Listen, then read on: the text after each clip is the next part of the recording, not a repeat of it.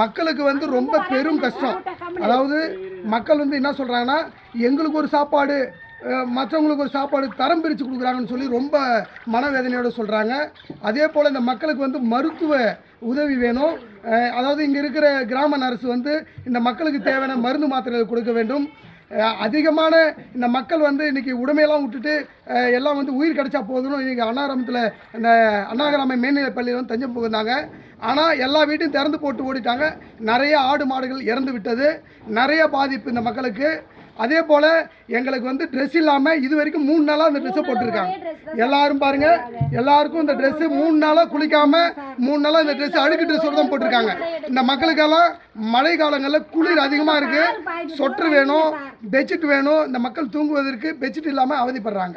மிக முக்கியம். மீண்டும் நம்ம இன்னொரு பெண் ஒருத்தர் இருக்காங்க.